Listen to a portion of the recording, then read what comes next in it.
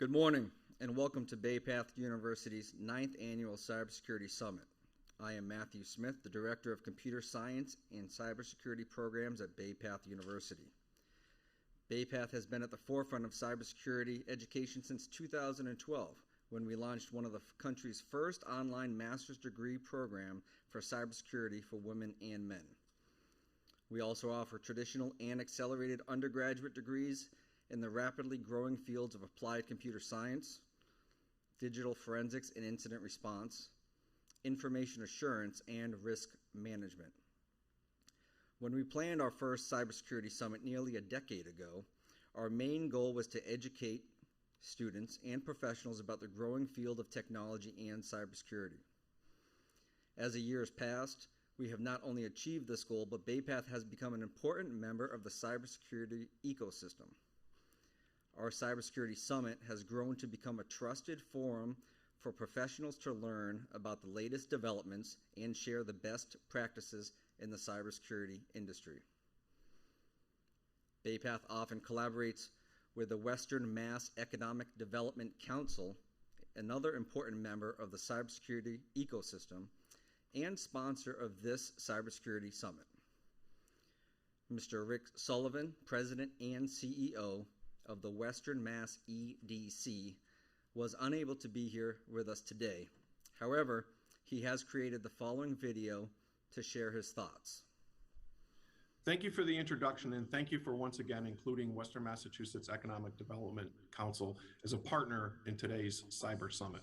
We've been pleased over the last 5 years to partner with Bay Path University in presenting this summit. We recognize the leadership of President Doran and Tom Loper and everybody at Bay Path University as you are educating the workforce of the future in cyber. We also recognize at the council that the cyber is going to be an important sector in our economy moving forward, and Bay Path, through its leadership, has well positioned not only Bay Path University, but Western Massachusetts to play a role in this key and growing sector. So thank you once again for including Western Massachusetts Economic Development Council in this work at the summit, but also moving forward as we really craft out a leadership position for Western Massachusetts in the sector of cyber and cyber plus. Great, thank you, Rick. It is now my pleasure to introduce the president of Bay Path University, Sandra Doran.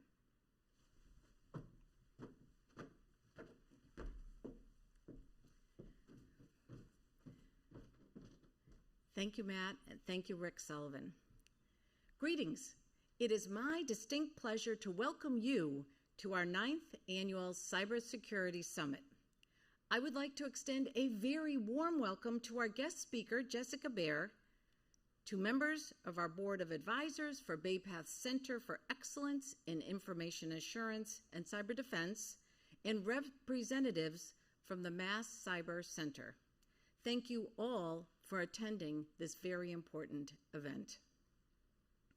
As you can see from the logo, Bay Path is celebrating our 125th anniversary. Yes, since our founding in 1897, Bay Path has been known as a place where academic excellence is achieved, innovation, particularly in academic programs, and student life, student learning has been cultivated in a place where knowledge is relevant, applicable, and aligned to workforce needs. We have been and will always be career-focused, preparing our students for the changing world, the changing workplace, emerging careers, and shifts in the economic climate.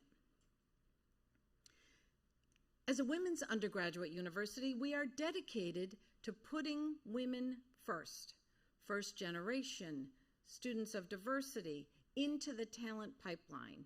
That is why we have a program in cybersecurity and its family of concentrations. We have listened to companies, organizations, governments, and have heard their need for diverse voices in our workplaces. So why? Why is diversity so important here at Bay Path and to our world?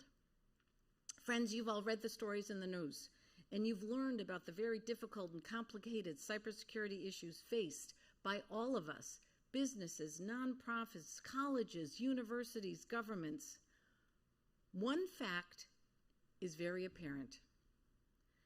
Diverse talent, various perspectives are critical to responding to these threats and solving world problems. Moreover, research has shown that diverse teams are better equipped to identify and confront emerging cyber threats. Here at BayPath, we are proud to be a part of the cyber ecosystem by expanding and fueling the cyber talent pipeline. Through events and career talks, such as the one today with Ms. Bair, we are delighted to provide real insight into the day-to-day life of a cyber professional. And for those current cyber professionals who are joining us, we hope that Ms. Bair can help you expand your network and think about how to grow your community and to enhance your own credentials. Thank you. I'm glad you're here with us today, and we all look forward to hearing Ms. Bair. Thank you so much. Matt, would you please introduce Jessica for us?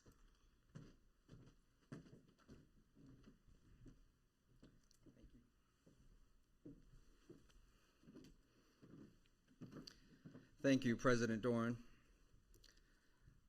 Cybersecurity is not only an exciting and rewarding field in which to work, it also offers one of the highest levels of job security. The cybersecurity field reached 0% unemployment rate in 2016 and has remained at 0% ever since. In fact, the cybersecurity industry has grown faster and larger in scale than anyone could have predicted.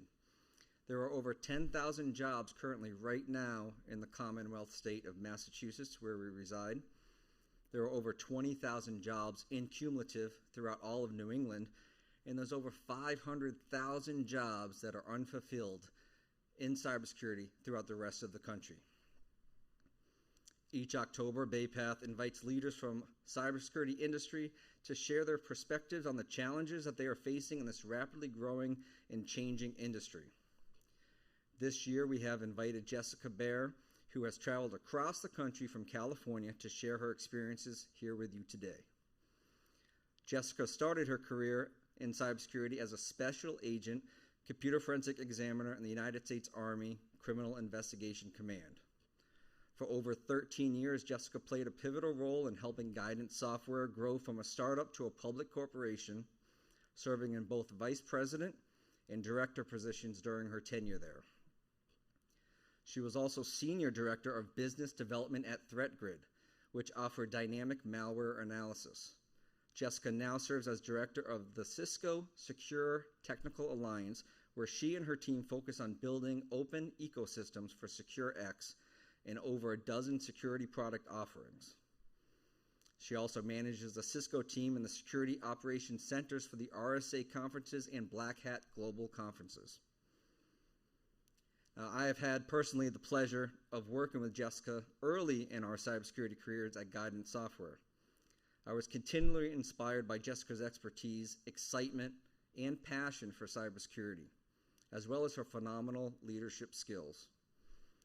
Her enthusiasm to continually contribute to the cybersecurity ecosystem is contagious, and I am sure you will leave here inspired by her expertise and dedication to this field today.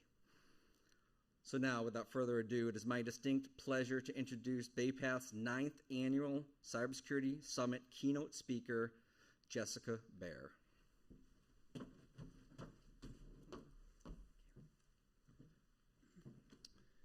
Thank you, Matt. So I'm going to do something a little different that most people don't do when they come to speak, which is ask you to get out your phone and to let's be interactive. Since some of us are here in person and a lot of us are online, we found that a good way to do this, and if we can bring up the presentation, here we go. If you'll get out your phone and you will use your camera to scan this QR code, you'll be able to participate with us in this session. So if you want to do that, also when we come up and when we have some of the polls and word clouds and interaction. This is also how you can, this will pop up for you. This is also how you can ask questions. So Matt will be there looking at questions. You can submit questions throughout the time that we have together, and then also we'll do those at the end. So I really appreciate the invitation. Thank you, Matt, for inviting me.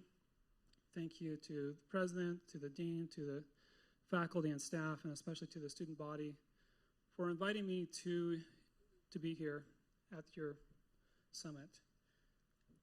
You know, as I look through my life and where I've taken my career, the things that I have learned is that you really do have the power to design your own life. And as we go through this presentation, I want you to really think about what it is you want in this life, and we're going to discuss how you can use a career in cybersecurity to help you get there. So let's do something a little different as well. As I want you to not look at me. I want you to close your eyes and just be present with yourself for a moment as we talk about this. So please close your eyes, and let's take a moment together to design your life. First of all, I'd like you to say to yourself, who am I? Who are you? To think about that for a moment. Who you are as a person, as a human being, the different aspects that go into that, the characteristics, your skills. As you think about that, I want you to think, what do you want in life? What are the things that are most important to you in this world, this time that you have? None of us know exactly how much time we have, but what is you want to do in this life? Now I want you to take a moment to think about your passions. What gets you out of bed in the morning?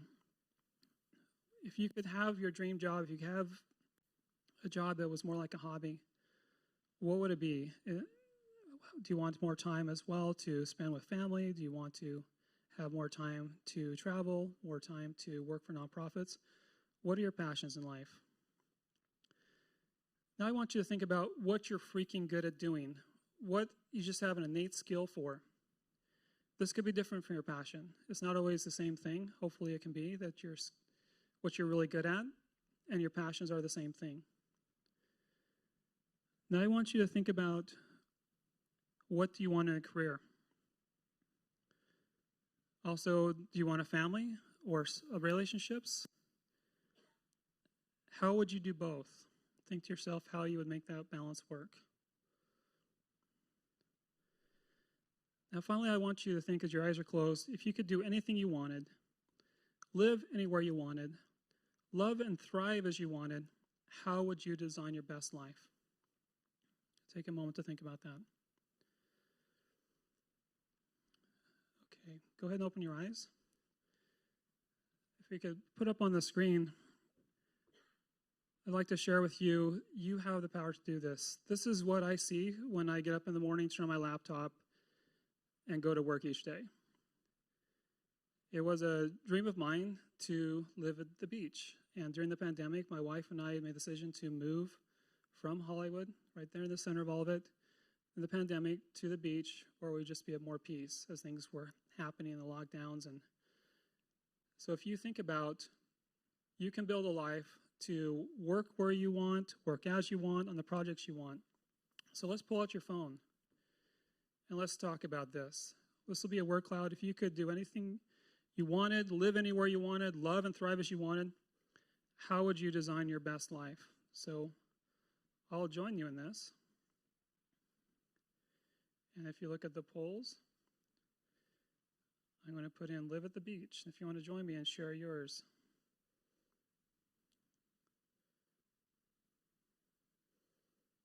And you can do more than one. Financial freedom, family,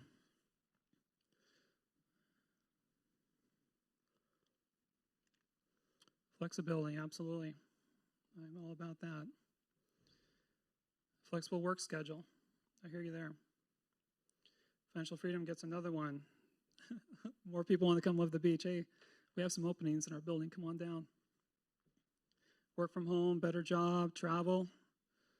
Excellent. More financial freedom. Mountains. I love that. I grew up by the mountains. It was weird it was interesting to move away from the mountains where I grew up. Definitely work from home travel is a big thing. I feel you. We love travel. My wife and I love to travel, and this was not the best travel experience to come here. One of the not fun ones we've had, but we were really glad to have the ability to do it. Stability, absolutely. The Bahamas, they have work permits there in the Bahamas, especially during COVID. Explore, have reduced stress. Excellent. Work from anywhere. Stress is really a thing. Travel. We see that. Work-life balance is so important in life. Better family and work at the same time. I hear you. That was really important to me, as we'll talk about. Travel internationally. I love that. We just got back from Scotland and England just a couple of weeks ago. Funding a startup. Oh, that's a great passion. Live at the beach some more. Work from anywhere. Excitement. Yeah, you want to have passion in job, definitely. This is great. Work-life integration. Excellent. Be a homeowner. My children are thinking about that right now in their life, what they want to do. Peace of mind. Make the world better. Absolutely. I love that passion there. Great. Live on the farm. I have friends in cybersecurity that have done that. They've bought a farm and moved out there and so on. And Matt, as he's doing this, if you want to go ahead and leave the poll open, Matt, as we continue on, so people can continue to share that. The university is going to be able to capture this and then share back out what some of the thoughts were. We appreciate all of you sharing your thoughts and feelings, and we're going to have more opportunities to do this together. So what are we talking about here? Are we talking about Ikagia? I saw this a couple of years ago, like, oh my gosh, I'm doing that. This was a kind of a famous blog that went out there about how you can, if you can do what you love, that the world needs, that you can be paid for what you're good at, have that center. If you can find something that hits all four of those, then you really found a great life. And if you don't, if you have two or three of them, then you still could have passion, mission, vocation, professionalism. And it's actually not the true Ikagia, which is more, the Japanese feeling about self and, self-realization. It doesn't have anything to do with money, whereas the blog kind of talked about that. But I think the principles are really important as we think about this work-life balance in our life. And as you consider all these things, know that it is your life. This is your life. My youngest daughter is finding herself. She's going to just turn 19, and she actually just tattooed on her arm, "You have the power to design your own life." She breaks away from the patriarchy and some of the things that she grew up with. And just know this, as you think about it, a couple of those things are covered in those circles. The world needs more cybersecurity professionals, as Matt talked about. You're going to be paid a lot of money. One of my children is getting ready to transfer right now from cybersecurity insurance and sales into wanting to be more of a practitioner because he wants to make more money. So the question for you, and have a better work-life balance. So the question for you, as you think about this, do you even like cybersecurity? And are you any good at it? So I'm going to walk through the different aspects, because when you think about what cybersecurity is, it can seem kind of daunting. As you heard, I live in California, I live in Hollywood, and I would go in my little black dress to parties, and people always ask you in Hollywood, like, so what do you do? Because, they're welcome to see if you're in the industry, so they can see if you can get them a part in a film or TV show. And I would say I'm in cybersecurity, and they're like, what are you doing here? It's like, well, I can live and work anywhere I want, and I love Hollywood. I love the parties, I love the people, I love creativity, because I am not an artist, but I appreciate those who have dedicated their life to sharing stories on film and TV and other aspects of art, and to be around that. So as we continue on and have this discussion, what does cybersecurity even mean to you? So I want you to participate with me. When you think of cybersecurity, what does that mean to you?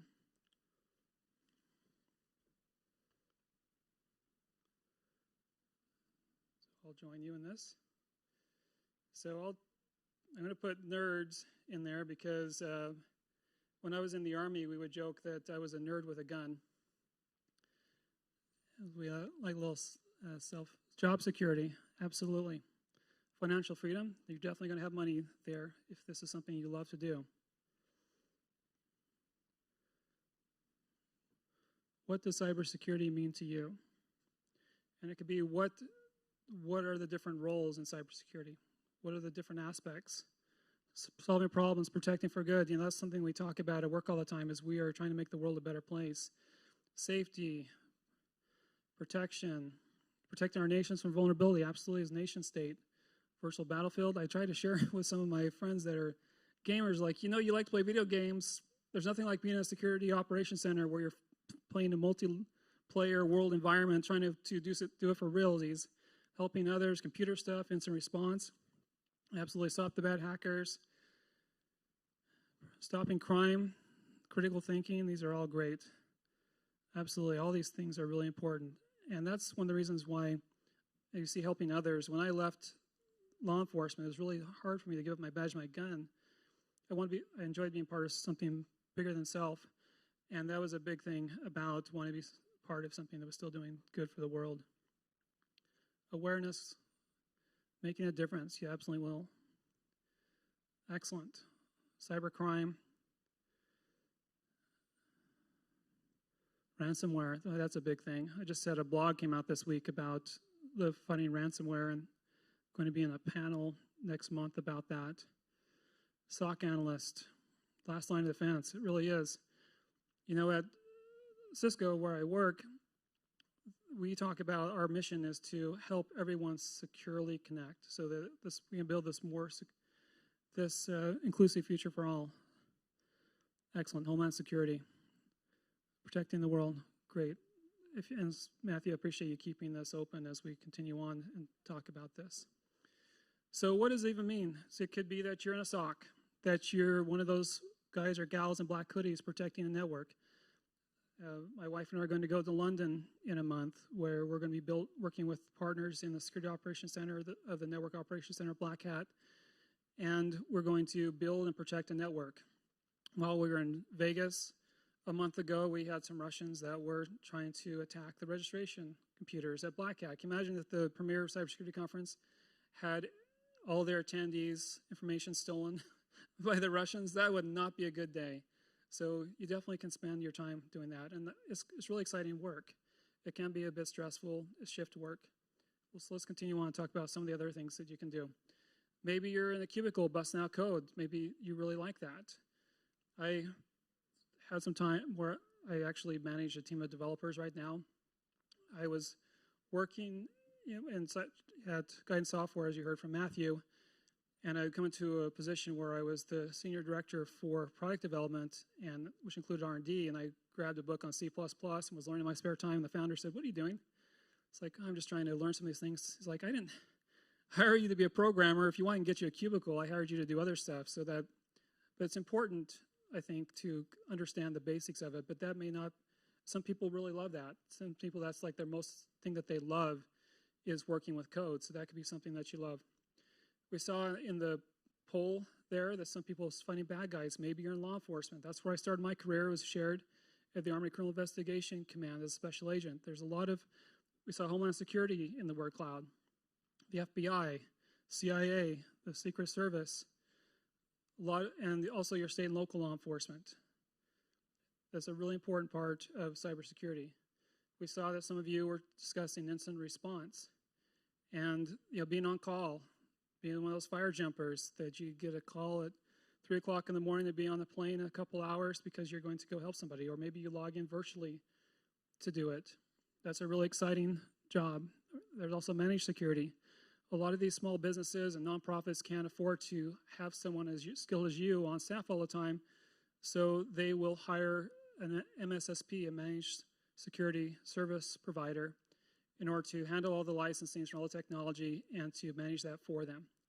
And that's something that can be really fulfilling as well. Maybe you like threat research. Maybe you like to reverse engineer malware. As you heard, that's where I got into with ThreatGrid before Cisco acquired us. Maybe you like selling tools. I've done my share in the booth. And it's something that if you have the skills to talk to people, build relationships of trust, is a very lucrative field in there. Maybe you like teaching people. My first job out of the Army was as an instructor, to teach other people what I had learned in computer forensics, to go teach at conferences. Maybe it's the marketing aspect of it, like your colleague Robin here, who's reaching out to social media and talking about the conference. and work, going to conferences. This is RSA conference, where we had the Security Operations Center and gave tours and briefings about it. Maybe you like to speak. Maybe you like to go out and talk to people about this and be an advocate for change. Maybe you are working on the back end for a vendor, a security provider, to be the support for people that need help, to work on the documentation. My brother works for a competitor against Cisco, a company called Proofpoint, where he leads their documentation and their knowledge base and things like that. And we get together at gatherings and we just love each other. There's room in this industry. And the things that you learn as well is be nice to everybody, because it is a small industry and chances are you're going to work with someone again. So, and they might be your boss next time, as you travel, if you change your careers and things like that. You may be in technical support, you may be a program manager, keeping all the engineers on task. You might be a product manager to understand what the customers need so you can build the best solution to solve their things. There's so many different things that you can do. And this is what I do every day, which is the open ecosystem. I work with hundreds of partners. We stress to other people inside of Cisco and other companies that you cannot be a silo. You cannot have a closed system. No one's going to just use your technology. The bad folks are cooperating, and we need to as well.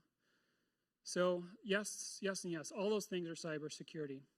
So it comes down to this. If you have the skills with computers, you can communicate well, you have skills with people, guess what? You can have a career in cybersecurity and it will evolve and change. Mine has changed so many times. So let's talk. What's most important to you for a career? Is it title and position, compensation, job satisfaction, flexibility, or maybe it's a few of them or all of them? We had job satisfaction, getting the lead right off the bat. Definitely compensation is important. We need to be able to eat and travel and take care of our family and contribute to charity. Flexibility is also really high. Position and title less. We'll just let that percolate a little bit as we see kind of how we're feeling. Job satisfaction is, everyone wants job satisfaction, we can see as we look at that multiple so far. If you're not happy getting up every day and going to work, then that really stinks. So I'm all about that on the job satisfaction. I've had times in my life where I was like, man, this if I not have a passion for it, then it definitely is work. If you have a passion for it, then it's, again, just a hobby you get paid for. Great. Flexibility is really important. Compensation we're kind of holding steady there. So we're seeing a theme and Matt will continue to leave this open so you can continue to vote there. We appreciate that. So let's talk about a path in cybersecurity. This is mine, what I did, just to kind of share the realsies here. So again, I started out as a special agent. There were less than 1,000 of us worldwide. I got training from the military in computer forensics, hardware, and basics. I went to school part-time and earned my bachelor's in public administration, and I earned certifications in computer forensics. I went to a startup. There were 30 people at the time. Over 13 years, we grew. I got additional training in there. I went back to school and got my MBA in strategic planning, and I created a certification in the field.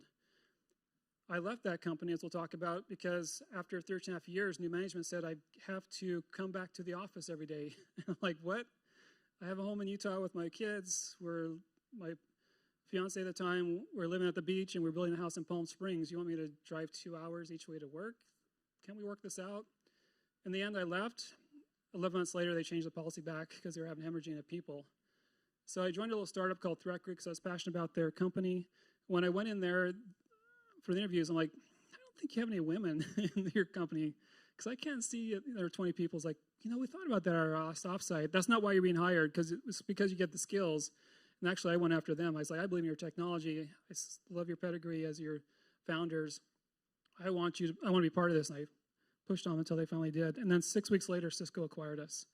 And I don't have a job description at Cisco because it just keeps changing. I came in to teach people about Threat Grid when I first was hired, and it's just evolved as the needs of the company.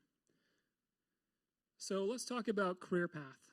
Oftentimes in the Western world, we think that we need to be on the career ladder. We hear that term a lot, career ladder. There's another thought that in the Eastern, and specifically it was Chinese where I first read about it, that maybe your career is more of mountains and valleys.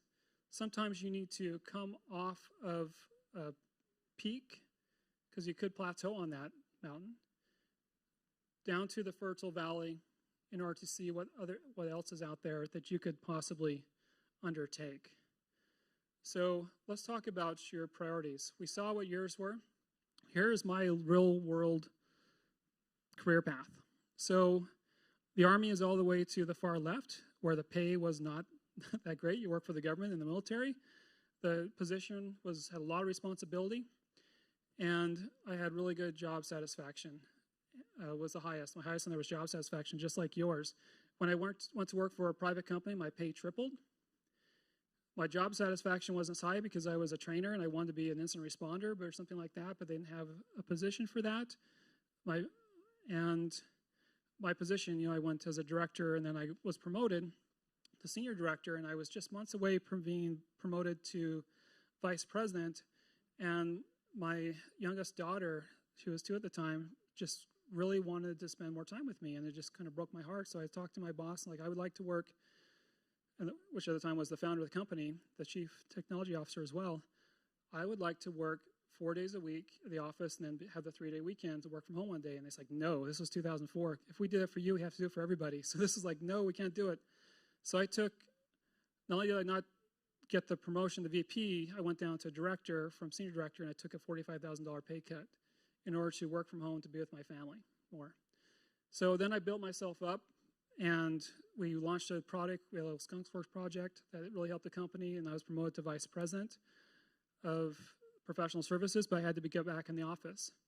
After doing that a couple of years, like, I really need to, my career path was to be a C-level person at a startup. That's where I was headed, whether a spin-off from our company or another one. I was like, I really want to have that flexibility. So I took another drop down to senior director when I worked in sales and training, so I could have that time. You can see kind of the dip there. And so I could do remote work. Each time that I had a dip in pay and in compensation was so I got better flexibility and work-life balance. And then with ThreatGrid, I worked my way up. And now we're getting to a point on the far right where, as a director at Cisco, able to have the flexibility, position, and pay is starting to kind of merge together again. But it's been a journey to get there, and it's okay to have that. This is what I did in my valleys. When I came down to the fertile area to have more time and flexibility, I was able to be there with my kiddos as they grew up. Now they're all adults, and I'm able to step forward more and volunteer for projects, which ended up in my promotion to director. I had opportunity to work in nonprofits and to try to make the world a better place in the way that I wanted to. I had a chance to go live in France for a whole lot of time and to explore that side of what was a passion of mine. I had an opportunity to find love again and to be married. I appreciate my wife being here and going through that journey. What will you do in your valleys? What are the areas of fertile in your life? So we'd love to hear from you. What are some of the things that you would do in your career if you had to take a little bit of break from work to pull back a little bit, or had the opportunity to do your passions? As we're going to talk about, it may be that you're not going to have to make the same choice I did. So let's see how the word cloud's going. Passion projects, great, appreciate. Absolutely. Travel, have more children. Children aren't for everybody, but oh goodness, I love mine. I'm grateful for my past self that went through all of that. And as they become adults, then they get to choose whether they want to be friends with you. And luckily, that is the case. Great. Spend more time with husband and children. Absolutely. Give back.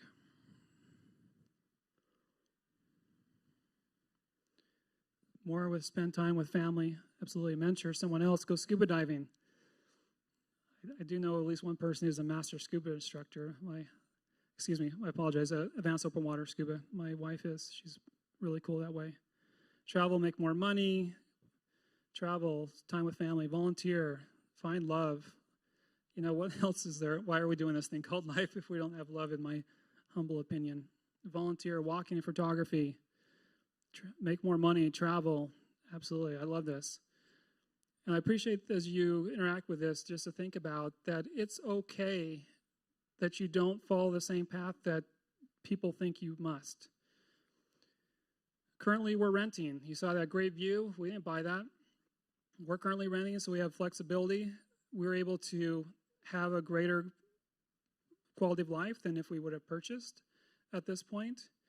And we get a lot of flack from people like, why aren't you buying right now? I was like, I've owned 7 homes in my lifetime. I've been there, done that, right? So it's okay for you to do the path in life that works best for you.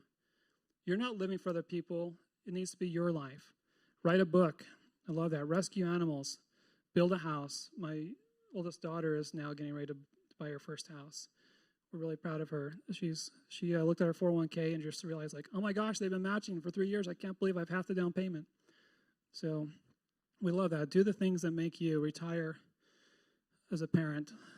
Love it. More quality time. We'll keep this poll open, and they'll be sharing this with the university. Great. Well, let me share this with you. Hybrid work is here to stay. I had to make that choice in my life a few times in order to have more flexibility time with family, to take a drop in pay and position. You don't have to do that anymore. As we look at these articles, Cisco has stated, where I'm, this my experience that I have, is that work is not where you go, it's what you do. So we have embraced this summer this great experiment of embracing the hybrid work.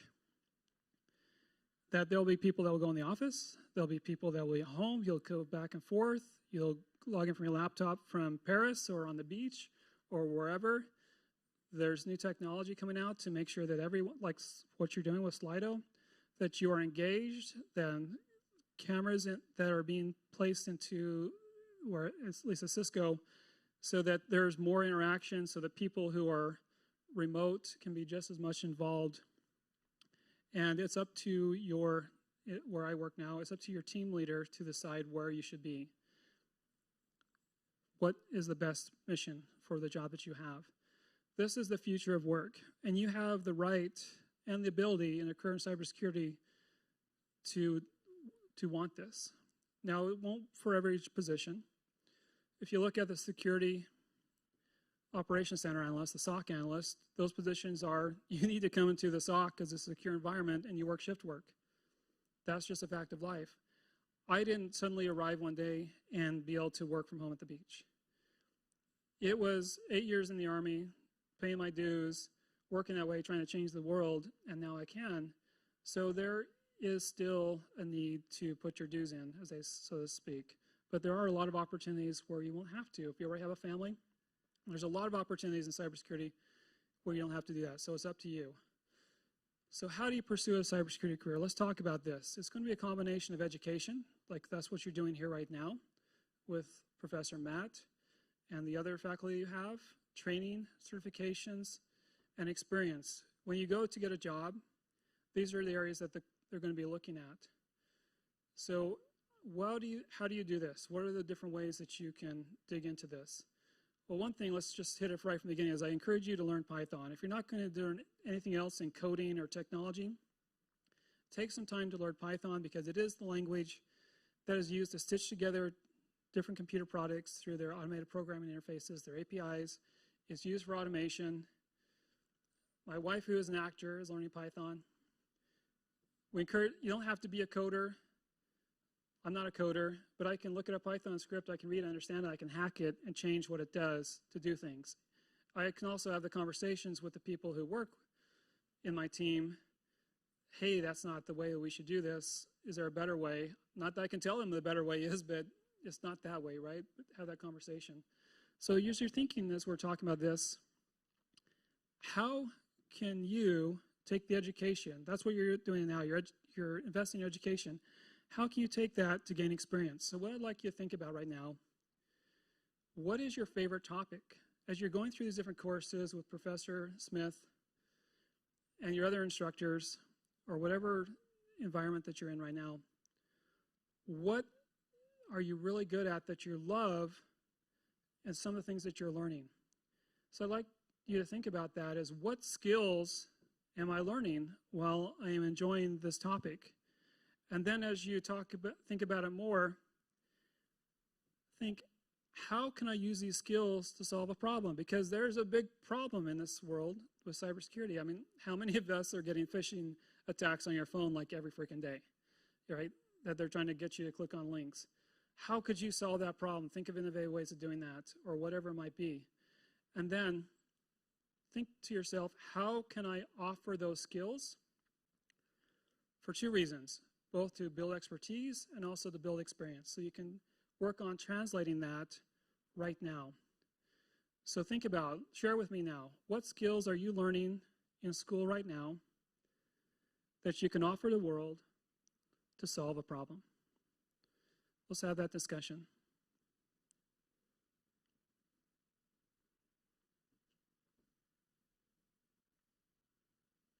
Problem solving, you know, that's one of those things that it's difficult to teach. It's one of those innate things. As these come up, we'll keep the workload up there. I was talking with my son who's looking to do a job career change as these are coming in. And one of the roles that I would suggest that he took a look at was they just come up with basic computer skills. And these are the traits I want you to amplify.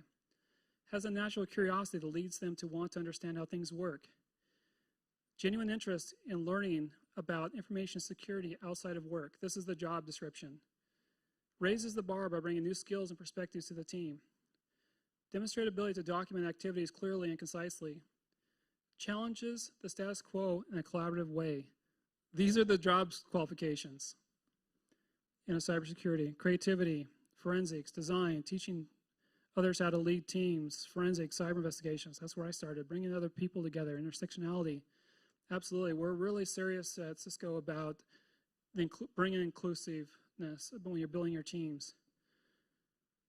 Risk management, networking, these are all great skills. Multitasking, these are skills that Python, absolutely. These are skills that you can bring to the world right now. You heard about, we have zero unemployment for the last 5 years, and we need more professionals. School is really freaking important. See if there's a way that you can start sharing those skills now while you're in school. We'll keep this open as you share these things. Networking, teamwork, organization. Here's some ways that you can do it. Internships. I was contacted 2 weeks ago by a woman of mixed background who is going to a university on the East Coast. She is starting to work on her internship right now. She's talking to her guidance counselors how to do that. So whether it's in a coursework or over the summer. Volunteer. This is what I suggested to my son, who has to keep a full-time job going. He can't reduce his income because he has obligations. He's trying to get married this summer. His fiance is starting her PhD program. It's like, how can I start in this field now? I said, well, go take some of these training courses. You can go to school part-time because he needs to work full-time. And then take some of these skills and offer them up to a nonprofit that you love in your local area that's not a national nonprofit, because the national ones are usually going to have their IT and security at their headquarters, that you can offer that. You may be able to do consulting. Put your own shingle out there. In my son's case, he's been building businesses and advising on risk. It's like, you know how to run a business. You could put your own shingle out there once you get going here. Or work part-time. As I was sharing some of the job descriptions with him as he's looking at his change, it's like, look at these. None of them specifically require a degree for entry level. It's preferred. It's between you and another candidate. The one with a degree is going to win every time. So I laud all of you who are educating yourselves right now. Start thinking about how you can apply those. Register for free webinars that are out there in the industry. See what the latest trends are, what you can contribute, what skills that you need to continue to do. Now let's talk about mentoring and sponsorship as we get a little bit closer to the end here. We encourage you to go and seek a sponsor. What we found, and this is a program that Cisco participates in, is that those who have a sponsor have a much higher degree of satisfaction and of promotion. No matter where you come from, whatever your background, whatever you're born with and born into, having a sponsor will really help you. And let's talk about the difference between a coach, which comes naturally. That's part of your job. Every leader should be a coach. You can get a coach. You can hire a coach. You can be assigned a coach. At Cisco, I participated in what's called Accelerate Her. They did a cohort of 20 women. They assigned me a coach. We met with my wife actually ended up joining with us a couple of sessions. So it was really inspiring. I appreciate that opportunity. As I was looking at how I was, the last final steps on my path for promotion to director, a mentor is a little bit more than that. Someone, as you can see, who may be assigned to you. I was assigned a mentor at Cisco as part of this program, who was the Chief Strategy Officer for the Office of Strategy, where we meet once a month. And then a sponsor is at even a deeper level. It's having an invested relationship in your success. And what we have done, what Cisco has done, is they've pushed every single leader inside Cisco to join a program for this about being a sponsor. I'm currently sponsoring a young man who's African American, grew up in the South, who serves in the military with my son, who's also in the military. Both of them are in IT. About, as we came over, he came and stayed with us over Memorial Day weekend and talked about how he just wants to make money so he can provide for his mom, who's disabled, and who's getting aged as well, and a brother who's disabled with autism. That was why he wants to make money in cybersecurity. It just really touched our hearts. So I'm being his sponsor. You can see how not enough people have sponsors. It's called the Multiplier Effect. We'll leave it up there, but this encourage all of you who are leaders, who are watching this, or in a position of strength, a position of power, of experience, to consider joining the Multiplier Effect and take upon you the challenge to sponsor someone who's not like you. How can you find a sponsor out there? Guest speakers, go to conferences, internships, consulting, training, volunteering, different groups, and most importantly, speaking up. You are important. Your place in the room has value. Whether it's a virtual room like this, or it is one when you're in person, speak up, ask for what you desire. You have the power to design your life, and I'm so grateful to be here. And as we roll this out, what today are you going to do to build your career? Before we get into the Q&A, which is coming up, I'd love you to share with yourself, with all of us, with a school, what are you going to do this morning? Find a sponsor, excellent, to build your career in cybersecurity. Take a course. Perhaps learn Python.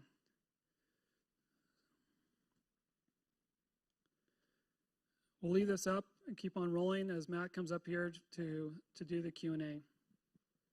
Thank you so much for having me here.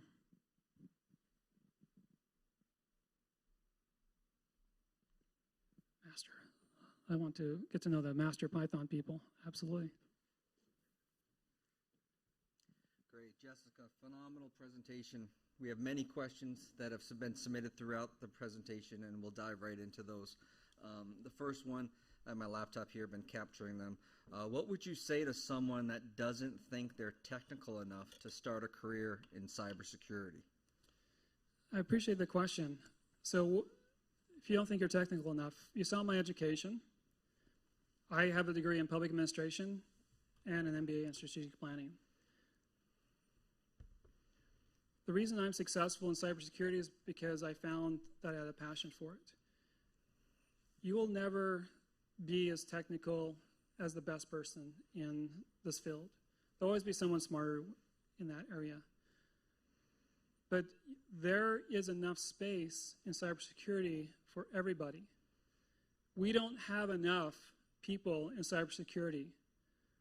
If you want to do this, if you have a passion for it, you will find a place in there like when I work with the marketing and sales people, the first thing they say is, thank you for not, being rude and just explaining things to me. It's like, hey, I understand.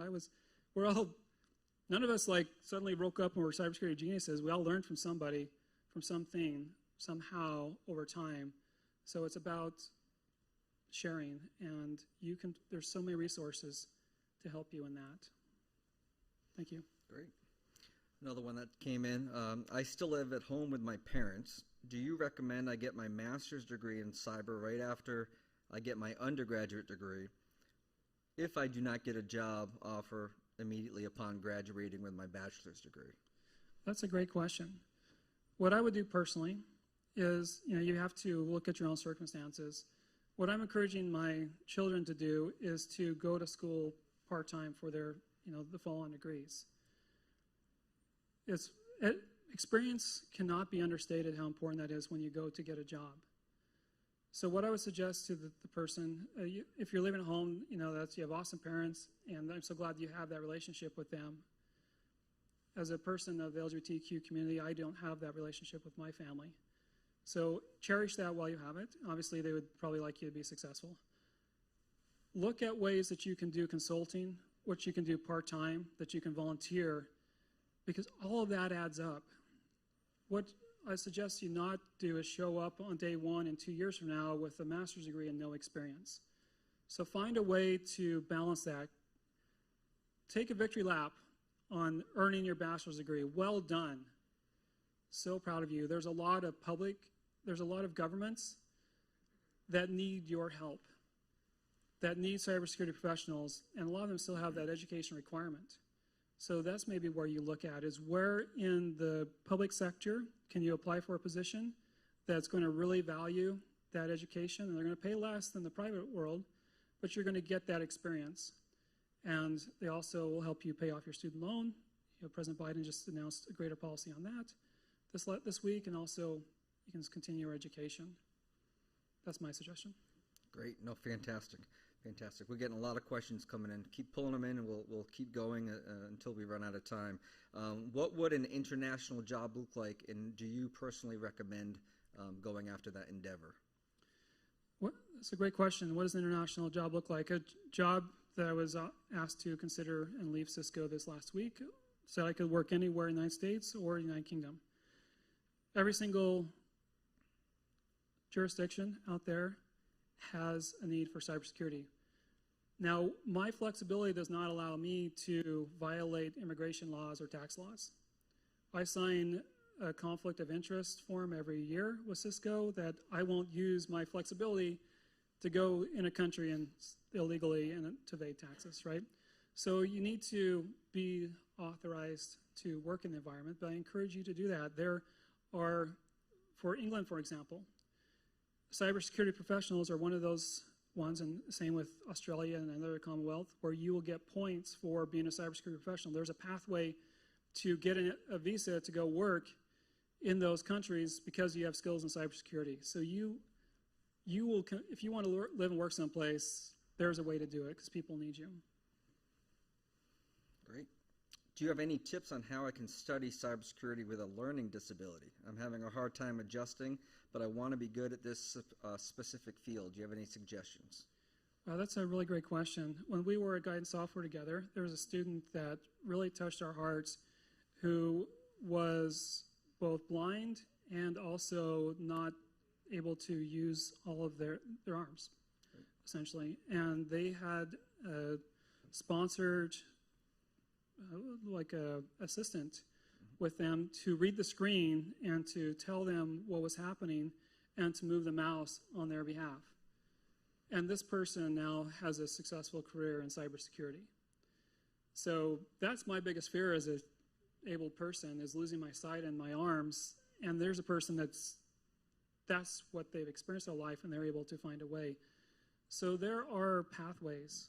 We have need, Cisco, obviously that's my experience, where we specifically, they will look to hire people that are differently abled and to find, the way the technology is going about speech, about sight, scanning to speech, about optical recognition, moving the mouse with your mind and things like that, that this actually, the greatest asset that we have, why we can't be completely replaced by AI or scripts at this time, is because that critical thinking, that human aspect, is still the most important thing, as well as it's the greatest hole in our cybersecurity armor out there is the human, is the whoopsies, clicking on a link, is making a mistake. So if you have a mind that's functioning, you can have a career in cybersecurity.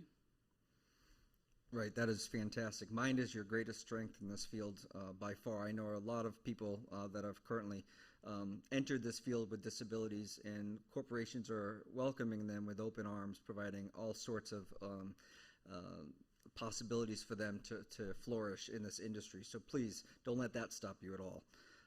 Next question, did you face any adversity being a woman in the field while building your career?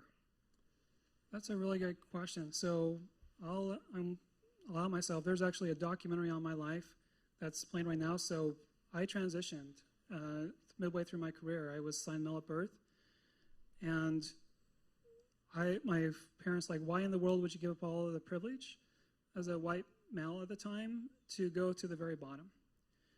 And it's because it's who I am. And I decided not to kill myself, and I worked to keep everything that I had earned to that point. But what it came down to was that my mind was the most valuable thing, and it didn't matter what body came with that.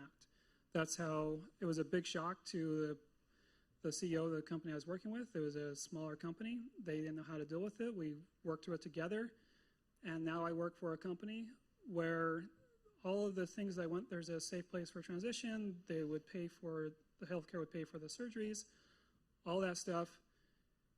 There is no space for discrimination in the cyber field. Like there is, they will get blacklisted. We don't say in the past that we use whitelist and blacklist. And when I was an instructor with you, we're like, that doesn't sound right, right? Whitelisting or blacklisting thing. And so we made the decision back in the early aughts to change that to black, from black to block, and from white to allow listing. And now it's policy at Cisco 10 years later, as they realized we got called out for it during the Black Lives Matter movement. And like, wow, some people just hadn't thought about that. So language matters. There is no place for discrimination in cybersecurity. They will get blacklisted if they do. So speak up if you experience that. Great. What do you suggest as a starter position for someone with no experience except degree coursework from your degree? That's a great question. Where do you start?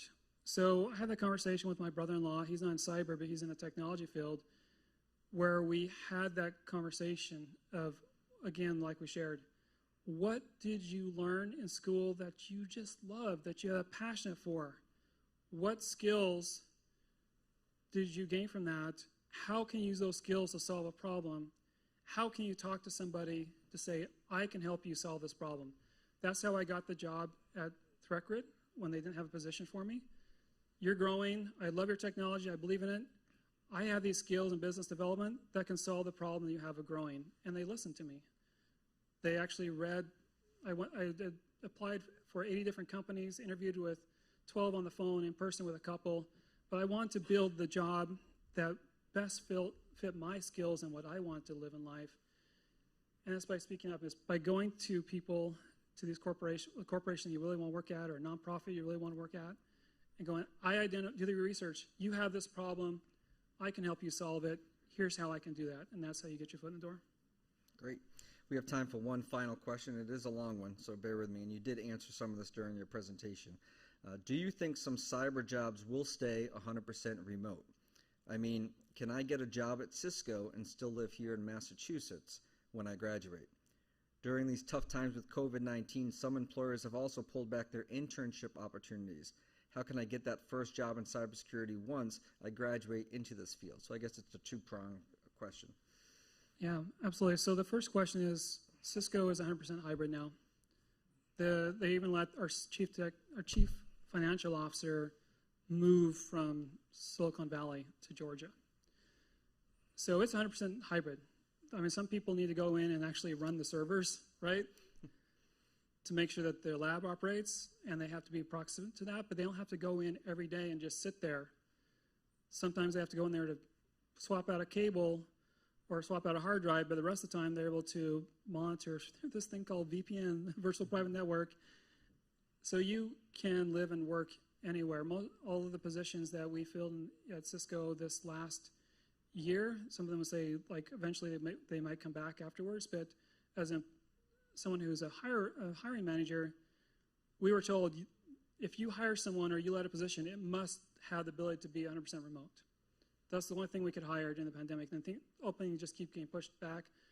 I got called by Google a couple of months ago, and they're like, come work for us. And we talked about it. I was like, I don't want to go in office. Do you want to go in office? We're like, no. So I'm flattered, Google. You just spent $2 billion on your new headquarters at Manhattan. Obviously, they're going to fill that. There will be employers. I'm not saying that that's what they're going to do. Google is a partner of ours, and we love them and work with anybody. That was a personal decision we made as a family. I didn't want to put us in that position where we'd have to make a choice in the future. So I said thank you, but not at this time. There are a lot of some of your smaller companies are going to maybe require you to come in. We feel that this is the future of work, and we're leaning into it. Cisco has been #1 place to work for 2 years in a row. Globally, we're trying to there's not a #1 hybrid place in the world to work, but that's what we're leaning into. The second part of your question is about how do you get an internship, right? Right, internships, correct. Yeah, so I'm like trying to figure that out myself right now because there's someone who we would like to have as an intern. We're navigating that right now she lives in New York. It would be a remote internship. She's trying to figure out how it works with her school. We're trying to figure out how it would work at Cisco. So it's just something that we're still navigating, but have the conversations. She got her foot in the door by reaching out to a VP at Cisco Security, saying, I want to intern with you. And he threw it out to a group of us, said, here's the resume. Anyone have a position? And I'm like, we'll take her. So I reached out, I was like, hey, I don't know if you're learning C++, but you have some some Python experience. What do you think? Here's what we're doing. Here's all of our open APIs on GitHub. Here's on DevNet. And she's like, wow, that's really cool. She actually missed an assignment. She's like, I was up all night looking at your code on GitHub, and this is so exciting. So we're trying to navigate that right now. So speak up. Ask. It doesn't hurt to ask. And if I could follow up with that, there is no wrong internship, especially getting into the cybersecurity field. If you get an internship at a help desk, that is still technology related. That will help you with your networking skills and get your foot in the door with any small, medium, or large businesses. So please don't pass over any internships. There are plenty of them out there. And like Jessica mentioned, if they're not listed, call or ask. Send some emails, and you'll be surprised at who gets back to you, and opportunities arise when they're not even there to begin with. Well, that's great. This concludes our question and answer session. Jessica, thank you for your presentation.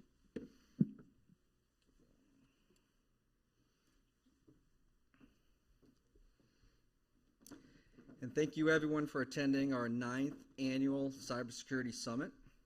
And a special thank you to our guest, speaker extraordinaire, Jessica Bair.